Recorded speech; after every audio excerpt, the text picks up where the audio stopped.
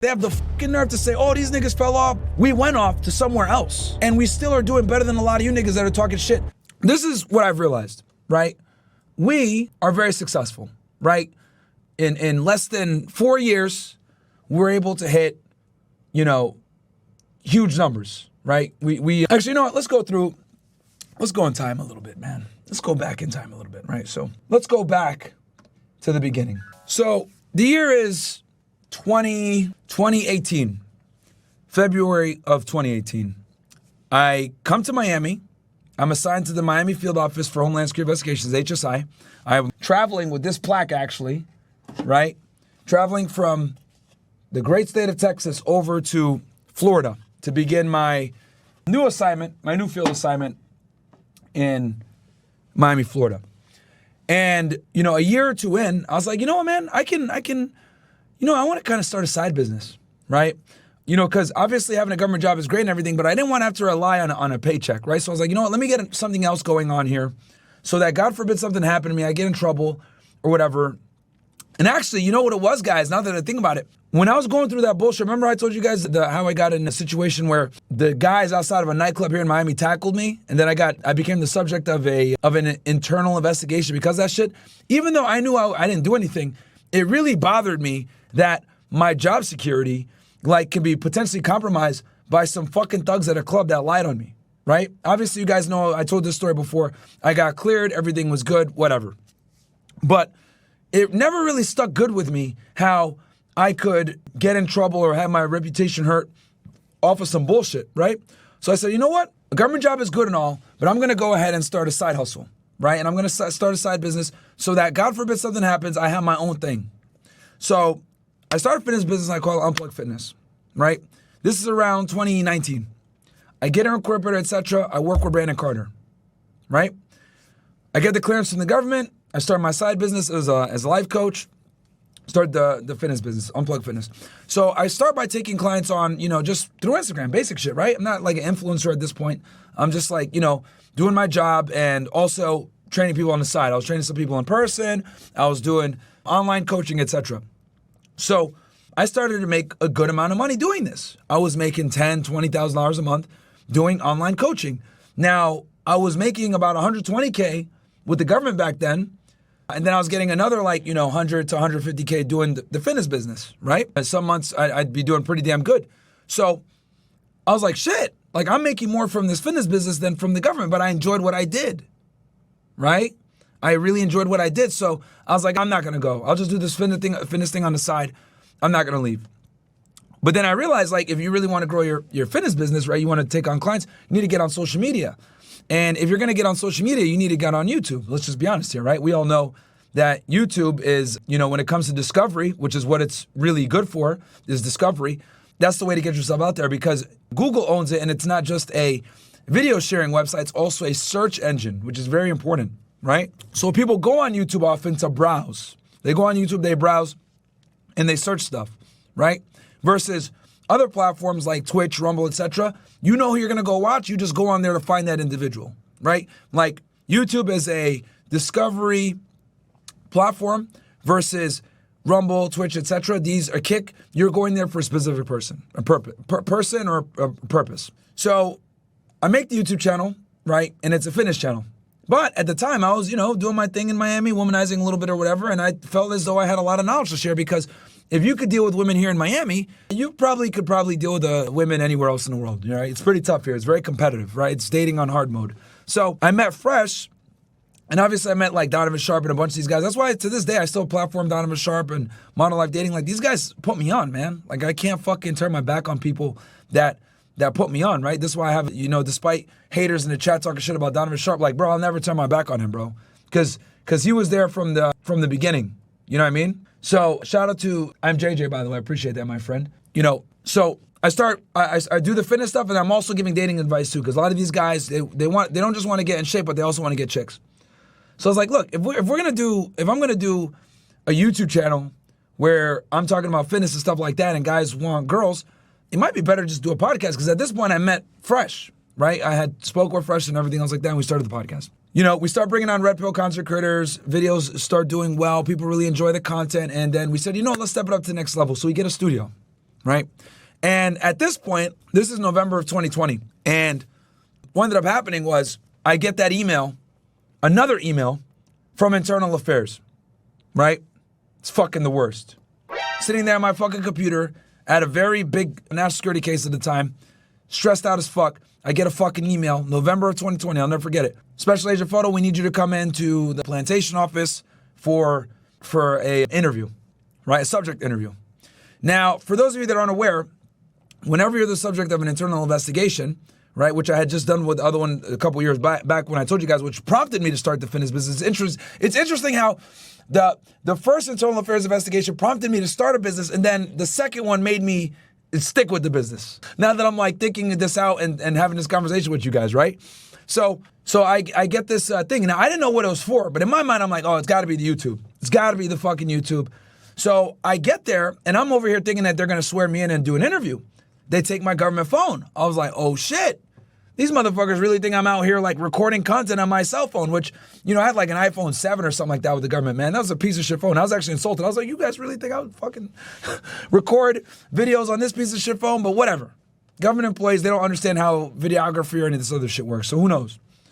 But at that point, my special agent in charge, the guy that runs the office, he took my outside employment paperwork, right?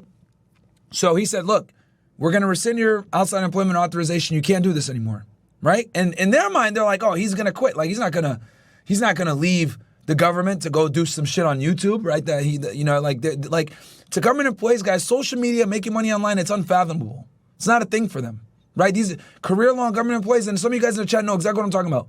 Government employees, state employees, etc. Like, to them, right, leaving the government is like, you would never think that. So obviously at this point, we have the studio. I had invested about $40,000 into the studio. We had got that apartment. I was moving my stuff from my old apartment to that new spot, Panorama, whatever. And, you know, this was like a transition period. And literally one of our guys flew in, right? One of our YouTube guys, he flew in. He moved from his parents' house in Chicago, moved to Miami to be closer.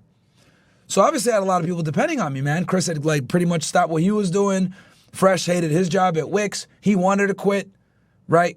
And yeah, dude, it was a transition period, and I had a very difficult decision to make, and I ended up like leaving, right? Ended up leaving. So we start the podcast, we start, you know, doing good numbers, whatever it may be, and we blow up, right? We do the after hour show, and we start blowing up. People are posting us on TikTok.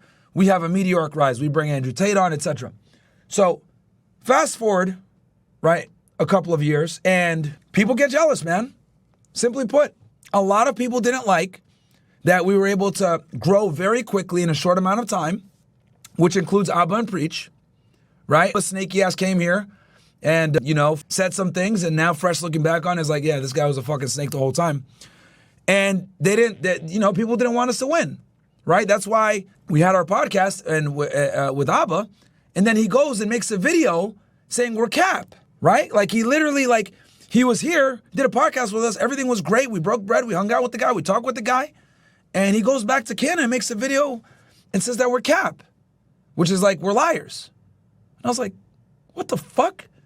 I'm getting messages, yo, did you see Abba and Preach made a video on you? I don't know why, but they made a video on you guys saying you guys are fucking full of cap, you guys are liars.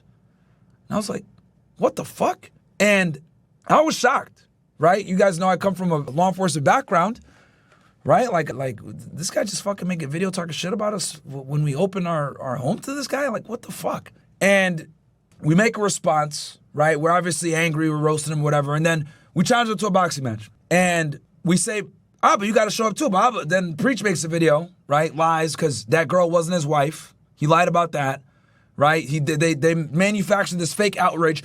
They talked about his wife. They talked about Haiti. Shut up, man.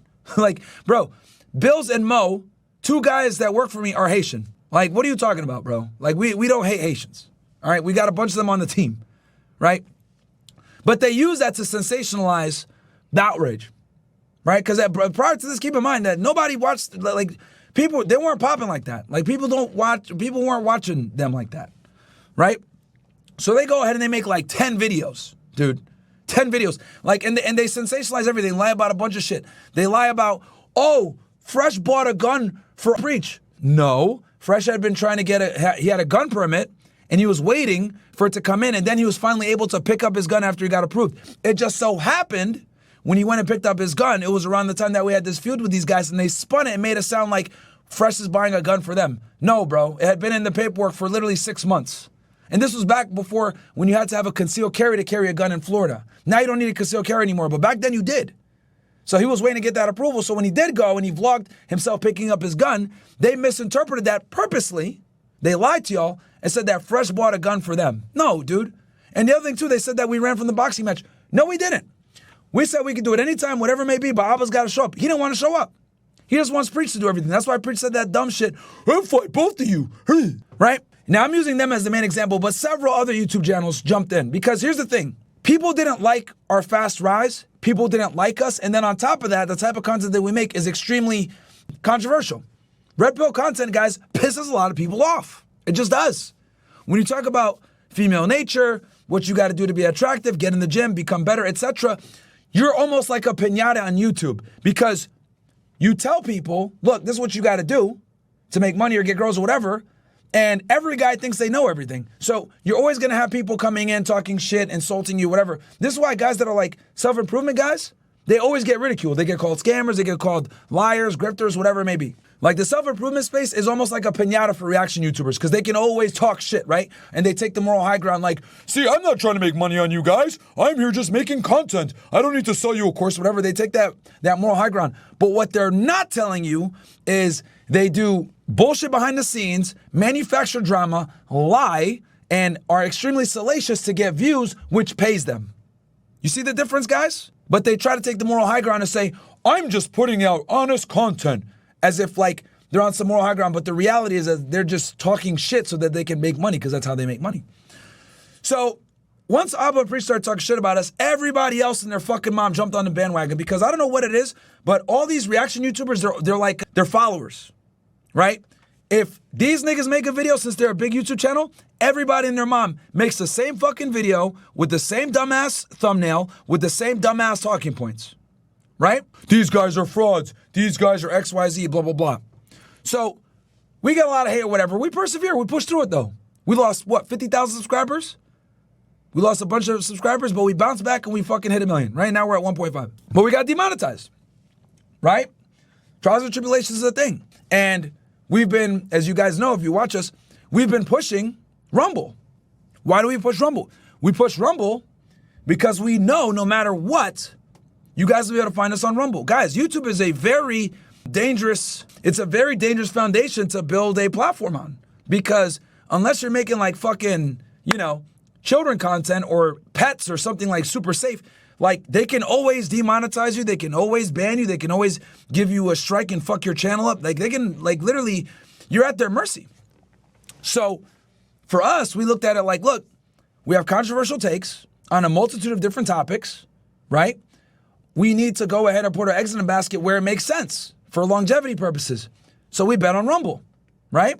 And Rumble's growing. They got obviously Tether, whatever. But the reality is that we've been focusing on building Rumble and then Castle Club, right? So God forbid anything ever happen, you guys will know where to find us. We look at YouTube as a marketing thing. So though we got demonetized and it's been extremely annoying and frustrating, right? It actually, it helped us become more resourceful, right? With finding other ways to monetize, making content on Rumble, putting our stuff on a platform that's safe, etc. So obviously, since we prioritize Rumble and not YouTube, right, the views aren't going to be the same as they used to be because we're literally operating at 50%, right? And I want every single person, like all these fucking haters, clip this, idiots, all right? A lot of you guys that talk shit about us, we're still bigger than you. We still get more views than you. And you know what sucks the most for y'all niggas? We're more known than you, and we're only operating at 50% fucking capacity. If we went ahead and only streamed on fucking YouTube, right? And we didn't stream on Rumble, or we did it the reverse way, where we push everybody to YouTube, etc., we would eclipse you motherfuckers within weeks. They'll sit there, they have the fucking nerve to say, oh, these niggas fell off, blah, blah, blah, when we don't put all our eggs in the YouTube basket anymore. It doesn't make sense financially for us. And on top of that, right? Why would we go ahead and take a crazy risk and put everything all into YouTube when they've shown that they can literally fuck us up, right? That's why I support Rumble so hard, right? Like Rumble had our back, so we got their back. That's our main platform. So we've been building that up in Castle Club. Because Castle Club and Rumble are the same. So these bitch-ass niggas that say, oh, they fell off, blah, blah, blah, they'll just show you YouTube numbers, but they don't show you our fucking Rumble numbers. We're getting hundreds of thousands of views on Rumble, but they fell off. No, motherfucker. We went off to somewhere else. And we still are doing better than a lot of you niggas that are talking shit, operating at 50 fucking % capacity. You guys watch the show. We put the view counters up there. It's damn near split in half. But if we weren't splitting it in half, and we just funneled everybody over to YouTube, we'd have way more views. But these idiots think, oh yeah, these niggas fell off because we're gonna just look at YouTube numbers. No, we're not just on YouTube. And the other thing too is that we're not one-dimensional, right? Prior to us getting banned on Instagram, etc., we had millions of followers on there. X, Twitter, right? Huge following there now, right? Because I've been taking Twitter more seriously since I've been into the political stuff. So when people sit there and say, oh, these guys fell off, or, you know, the downfall, because downfall videos are trending because everybody wants to see someone lose. But they couldn't be further from the truth. They couldn't be further from the truth. Like, we're extremely popular. People still know who we are. Every time I go out, we get recognized, etc. It's just that we're focusing on Rumble, man. That's really what it comes down to, because Rumble is free speech. Rumble has our back. And quite frankly, you're not safe on YouTube, guys. Sorry. Anybody in the conservative space will tell you YouTube does not favor right-wing content. Whether you're Daily Wire, you're Steven Crowder, you're Bongino, you're any of these guys, YouTube doesn't favor content like this. It just doesn't. So, hey man, you know, these soy boys want to sit there and say, oh, they fell off, blah, blah. No, that's because we make content that isn't necessarily liberal. And if you make content that isn't liberal, well, they're going to censor you, man. That's what it comes down to. So yeah, a lot of jealousy, guys, with these fucking guys. It's crazy how you get tackled at the club in the events that led up to, hold on one sec. I'm trying to read the chat here. Is literally what led to Fresh Fit. Yeah, bro, yeah. That's the story, man. That's the story. Basically, me getting into some bullshit trouble is what got everything going. But yeah, guys, so I say all that to say this. A lot of these YouTubers that make these videos, like downfall videos, I feel like I see a new one every day, or someone talking shit about us. A lot of it is etched in jealousy, man. YouTubers are very jealous, vindictive people. Like, if you grow, if you get a lot of viewers, etc., like, they'll find something to hate on, man. And a lot of people dislike the fact that we're able to come in and build 1 million+ following without a big endorsement, while being politically incorrect, right? Doing it on our fucking own and doing it so quickly. A lot of people are jealous, bro. A lot of people are fucking jealous. So they sit there and lie and say we fell off, when in reality, our numbers still aren't bad, given the fact that we're only operating at 50% capacity, and we prioritize Rumble. Like, you see, another thing too, a lot of these YouTubers, like, their only source of income is at YouTube ad revenue. If they got demonetized, they'd be fucking cooked, right? I showed you guys, Abba made a video of Destiny, bro. Like, what? Literally, your friend is going through the worst time of his life. The worst time of his life. Girls are coming forward, making allegations. He might have some criminal liability here. People are making videos left, right, and center, trying to call him like a Diddy, a groomer, a sexual deviant, etc. They're coming for Destiny's neck right now, right? And what do? You make a video kicking him while he's down with your 2 million+ subscriber channel. Damn, that's tough. That's tough. How is it that someone like me, who I don't have an allegiance to Destiny, we disagree on everything, fundamentally we should be at each other's throats, right? But how is it someone like me, even I have the wherewithal to understand that I'm not going to kick somebody while they're down because we have a professional relationship. This is your friend, bro. This is a guy that you've been to his house multiple times. He's put you on, right? He's put you on, because Destiny has a pretty big audience, chat. And the fact that you would do that to your friend when they're going through the toughest time is crazy to me, bro. Crazy to me. But that shows you what kind of character he has. And then he has the nerve, he says, oh, I have a duty to my audience, right, to comment on this. All right, bro. Since you have a duty to your audience, let's see how honest you are. Turn the monetization off and make the video, nigga. Oh, no, he ain't doing that. Because it's all about the money, man. It's all about the money with some of these guys. So that was eye-opening. That was eye-opening. The fact that he would throw his friend under the bus when they are absolutely coming in trying to destroy him is deplorable. If I was Destiny, I would never talk to that nigga again, honestly. And honestly, any YouTuber that's watching this right now, like, I would never invite Abba and preach to my shit. Niggas are snakes, bro. Dude will come to your house, eat your food, talk what you like is all good, and then the fucking hell comes to your front door and they don't got your back. Like, if anything, When your friend is going through it, that's when you need to be 10 toes down even more. When they came at Andrew Tate, bro, like, I'm not folding. Oh, your friend's a human trafficker. Remember Ethan Klein? Remember that? Bitch-ass Ethan Klein? Snake-ass Ethan Klein? Who's trying to destroy his boy Hassan Hyde Parker right now, matter of fact? Trying to do a nuke bomb or some bullshit like that? That's the problem with these liberals, bro. These niggas don't got spines. They're soft. They're cowards. Right? So, yeah, man. Just treacherous, bro. Treacherous. Remember we did the debate with Ethan Klein? Well, what if Andrew Tate gets found guilty? Like, would you denounce him? Nigga, I'm not even answering that because I know he's not guilty. You're not going to try to get me on some got you moment to badmouth my friend and shit on him when the whole world's against him? Calling him all these fucking, deplorable terms? Nah, bro. Not doing that. Not doing that. Money isn't everything, bro. Your soul matters.